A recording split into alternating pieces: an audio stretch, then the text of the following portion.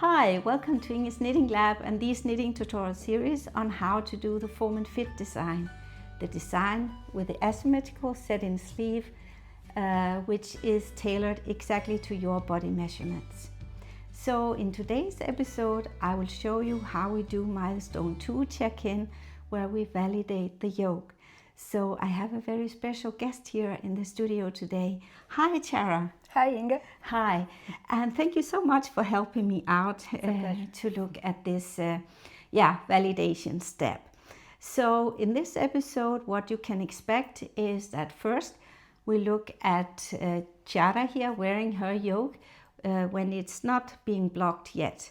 And then I will show you how I steam block the yoke before she tries it on again, because as you know, this ribbed pattern will not have the same gauge before and after blocking. So when we validate the fit before we continue with the body parts, it's a very good thing to see it in the final result, so we know that we have the right ease and fit before we move on. So let's get started. So step one of the validation is here to look at the yoke before I have blocked it. So what do we look for? Well, we look for the fit here of the set-in sleeve. So we want to have the curves here running at the interface between the chest and the sleeve. And it seems like this is what is happening here. And again, at the back, when we look at the back, we would like the curve to be here at the interface between the arm and the back. So that looks nice. Let's start with the back here. You may seem that, well, it's actually not here. It sits much tighter, but again, we haven't blocked it. You can expect that this rib pattern will widen and then hopefully sitting here where planned. And and when we look at the front here, it's the same thing, because you may think, well, this front shoulder piece here is very narrow, and it actually sits before the interface here where we want it. And again, it's due to not having it widened yet. And another thing, when we have to take into account the neckband, it will also add to the shoulder piece here. So if we made this too wide, it would be another design. Then we just would have the ribbing go up here in the neck. Yeah.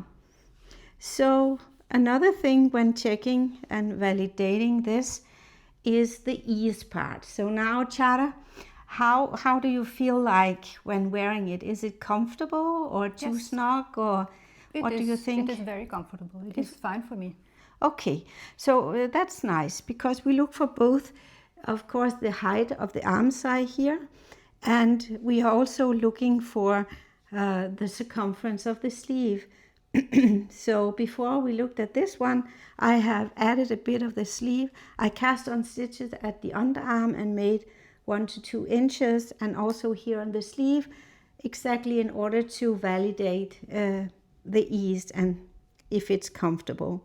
And if you find that your recipient after the blocking says to you, well, it feels a bit too snug here at the arm side, you can just add 4 more rows once you have done the yoke, and you will get a bit more ease at the underarm.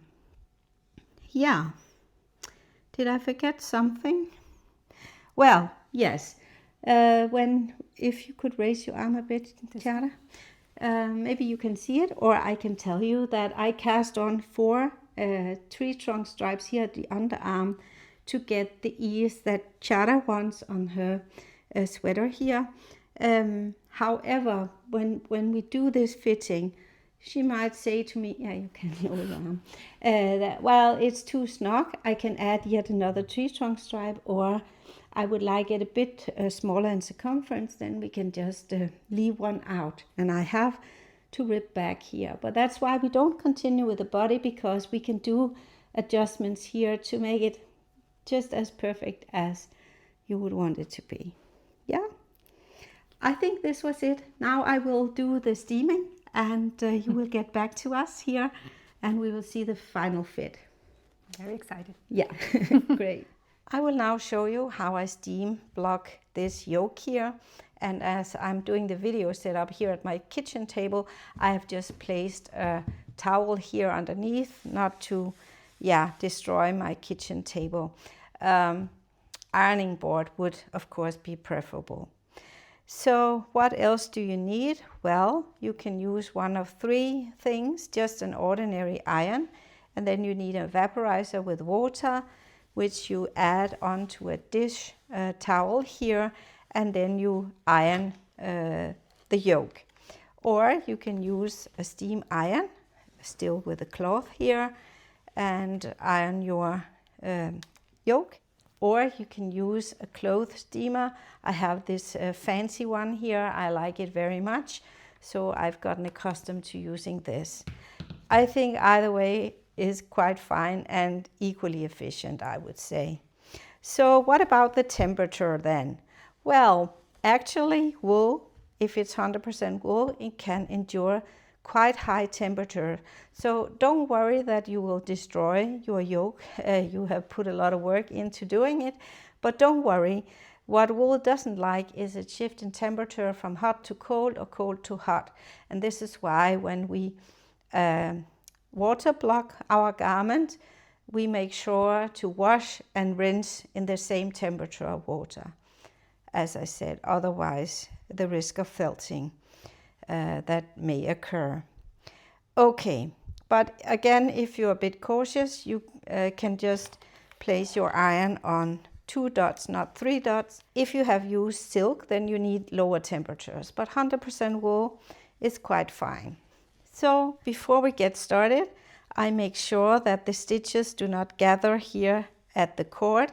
So I make sure to have enough length of my cord to reach the target circumference here of my garment.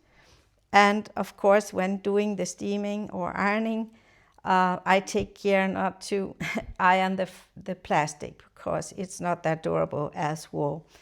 Let me start with the back here, and I guess the steaming is a bit loud, so yeah, that's how it is with the noise.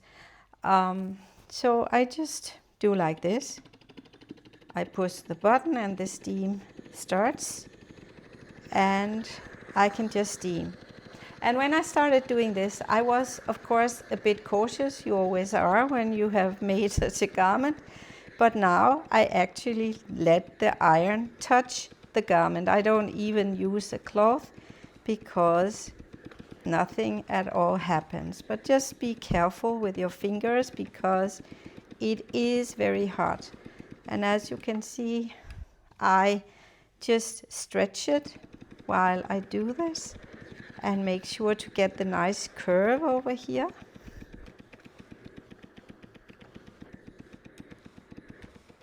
So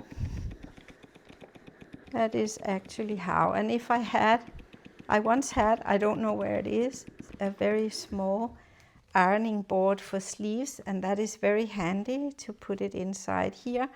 But as I don't have one, I will just fold it out like this and steam.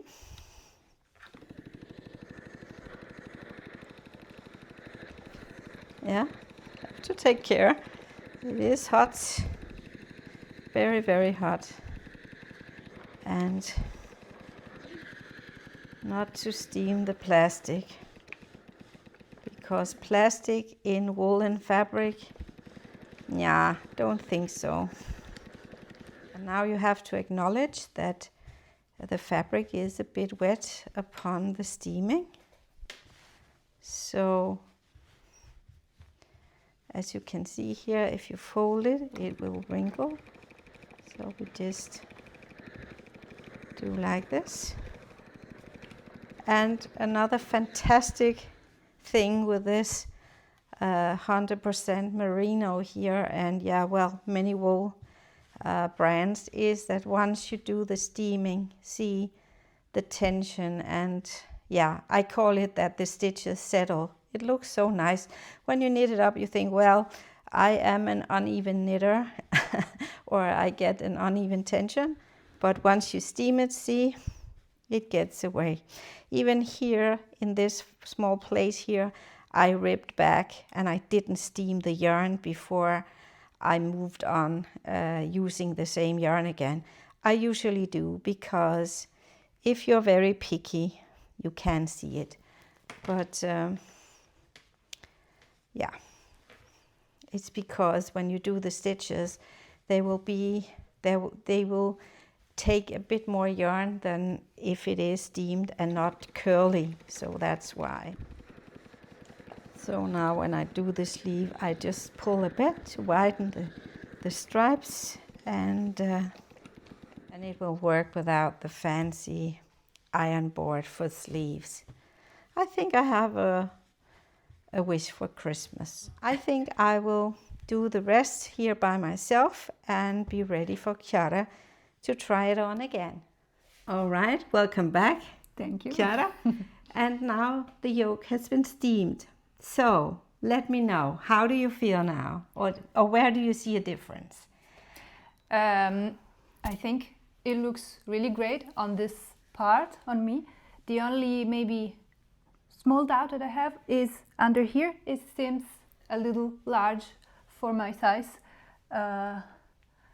So I'm wondering if is there something that we can do about this? Yes, sure. So what you're saying is that you like the fit here and the cut with your set-in sleeve. It's just that for your preference, there is more ease. So let me show the viewers what you mean. Because I have added, was it 4, I said? And yes, well, there is comfortably ease. And as you like a bit more snug a garment, we can easily do a correction. And you see, this is why it's so important to actually do this before we keep on knitting, because it is different when it widens up. And you see here still, it sits very nice here. And also in the back, we have the placement of the curve, the right place. So what Chiara tells me, it's just here at the underarm. We could lose some of the fabric here. And I think I will agree with you. You can easily do with less. So let's see, because we have 4. So the question now is, would you let go of 1 tree trunk stripe that is 4 stitches, or actually 2, so 8 stitches. So let's see. So I can just use my finger here and pretend we have 1 less, and do the same thing over here, and it will be like this. Or we can do 2. So I just do like this and do like this, and it's even more snug. I'm not sure, but 5 centimeters of ease, I would say, you would have here. Yes, in my preference, I would like it to be tighter. So I think the second you showed, the second one, is best for me. So actually, I'm just asking because I don't know you that well yet. So you also like things with negative ease. I will explain you what it is. So natural ease is when the fabric has the same circumference as your bust. And when we do negative ease, actually the garment is smaller than your circumference. So it sits very snug.